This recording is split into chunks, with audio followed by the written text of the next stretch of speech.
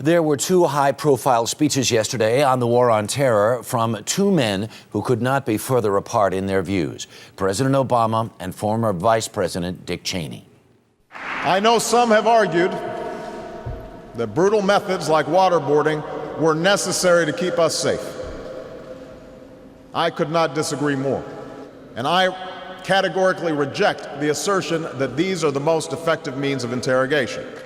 The intelligence officers who questioned the terrorists can be proud of their work, proud of the results, because they prevented the violent death of thousands, perhaps hundreds of thousands of people. Joining us is Chief Washington Correspondent and host of Face the Nation, Bob Schieffer. Bob, good morning. Good morning, Harry. This was a debate in every possible way, except it was not face-to-face.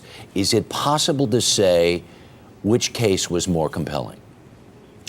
I think you could, argue that either case was compelling because both of them were. But I have to say, Harry, the fact that the President of the United States had to make this speech, the fact that Congress had turned him down in giving him the money to close Guantanamo, I have to say that on points, I give it to the Vice President on this. Just the fact that the debate took place, the fact that Congress, turned the President down.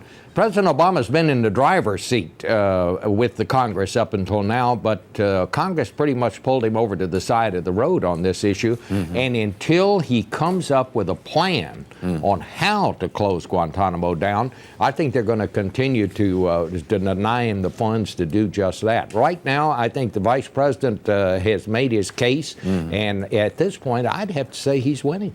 It's very interesting. I think it behooves everybody who cares a whit about this issue at all that they go on YouTube or go online and read the transcripts of every single word that was uttered, because both speeches were breathtaking, I think, in their scope and their pointedness. The president was literally answering Dick Cheney, not the least of from his appearance on Face the Nation 2 weeks ago.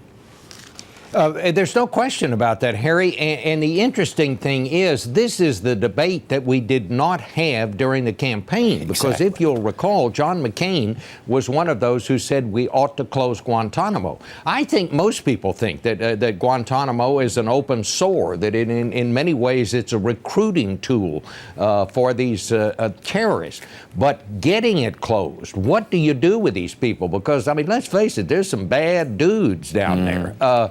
And no congressman wants those people brought back into his home district, even to be put into prison. The president has got to come up with a detailed plan on how he plans to do this. It's not good for the president to lose a fight with the Congress, because if he loses one, the Congress starts to smell blood, and the next thing you know, he's going to have trouble getting the next thing passed. Indeed. He's got to come up with a plan, it seems to me, Harry. Last but not least, another exclusive interview on Face the Nation this Sunday. Dick Cheney's former partner from the first Gulf War, General and Secretary of State Colin Powell. You'll remember that the Vice President really went after Colin Powell, said he wasn't even sure he was a Republican anymore. They talked about this issue.